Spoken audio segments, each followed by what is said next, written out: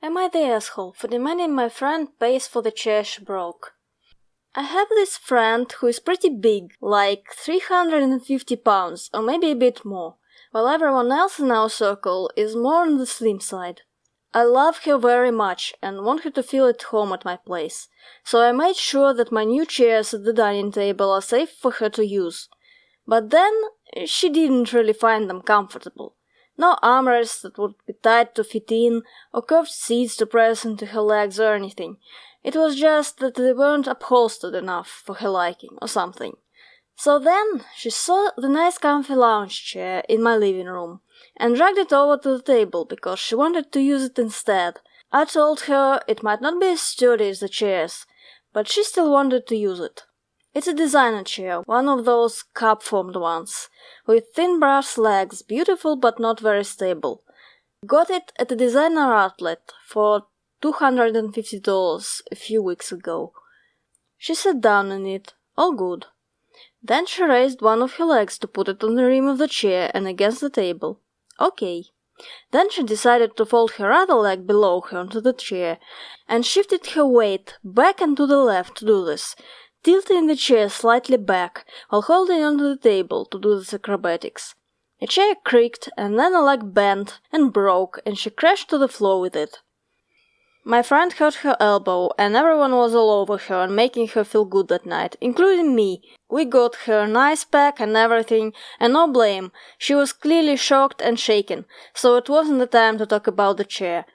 She blamed the chair for not being sturdy right away, though, and said many times how it sucks to be treated like this by the world. I didn't say much in that moment, but the next day I called her to ask about paying for the chair. See, it cost much, and I didn't offer it to her, and she broke it. She's extremely angry now, and our group of friends is split. Some say that I'm wrong, because her weight isn't her fault, and she should be able to do what she likes regardless. Otherwise, it's discrimination. And also, I should have told her absolutely not to sit on the chair, if I wasn't sure it would support her.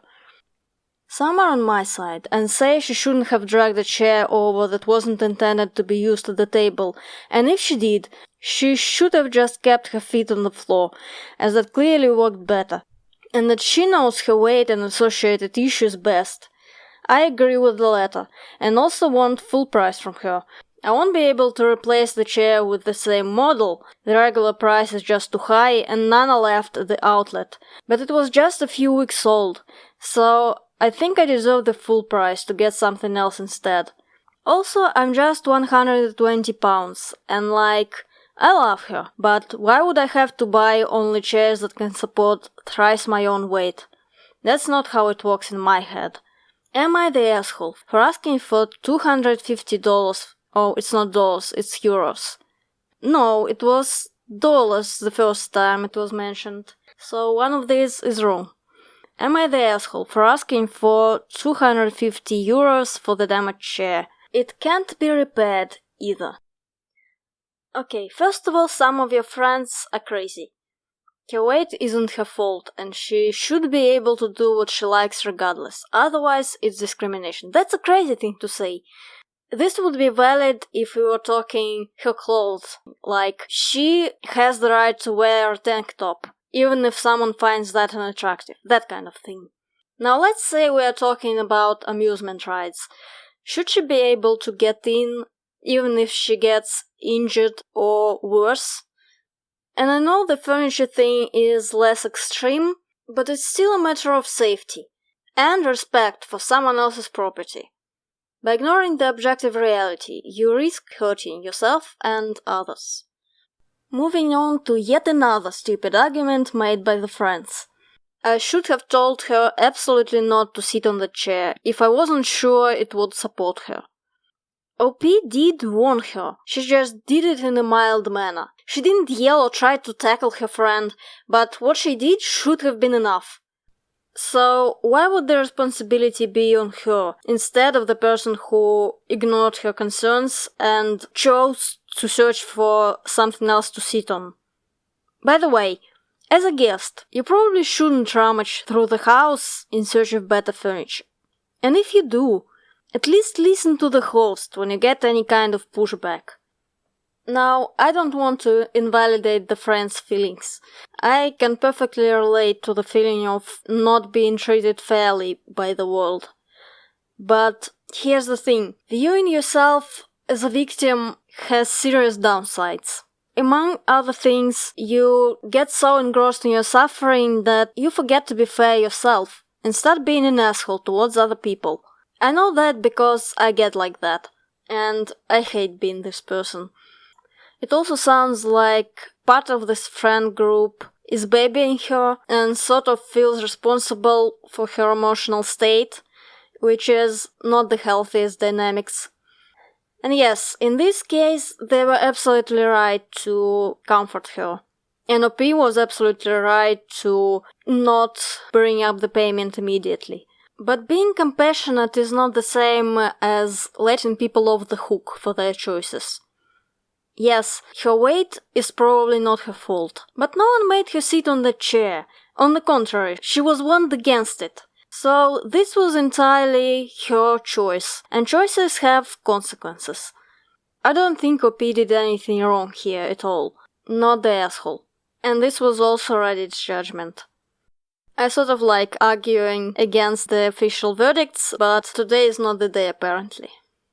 Top comment says, not the asshole. Who drags a decorative chair to the dining table when there are already enough chairs? Who leans back in an expensive decorative chair? My kids get in trouble for leaning back in ordinary chairs at the table. This person has terrible manners, regardless of their weight, and broke your furniture while being rude and careless. Autistic Penguin says, a friend of mine was using my mortar and pestle and managed to break it. A clean break all the way through, about halfway up the bowl.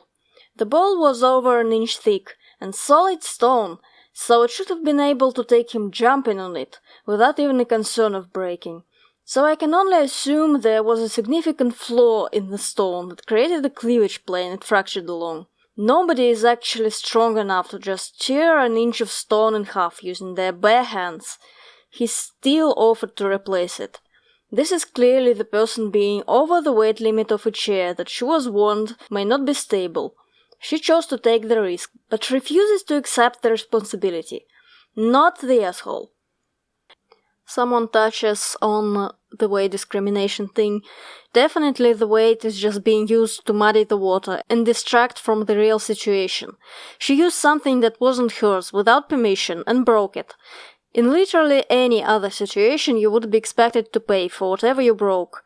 This case is the exact same, whether or not she is 30 pounds or 300 pounds. Another commenter says, as someone who used to be almost 400 pounds, yes, I hate this. I was overweight from a combination of things, but I had a fear of destroying something or being disrespectful of others' property. What she did was just rude. Someone else took issue with the friends. Some say that I'm wrong because her weight isn't her fault and she should be able to do what she likes regardless, otherwise it's discrimination, and also I should have told her absolutely not to sit on the chair if I wasn't sure it would support her. Which is them basically saying OP should have told her she is too heavy to sit in the chair, thus making her the asshole anyway. This was a no-win situation for OP, and her friend was always going to be the victim. Whether that was the intention or not, I don't know, but who drags a chair from one room to another when there are plenty of chairs available already? OP tried to be polite, and the friend didn't listen. She didn't listen to the homeowner's request. She can pay for the damages. Agreed. There's also some fat shaming here. I'm not gonna read that. Okay, that's enough.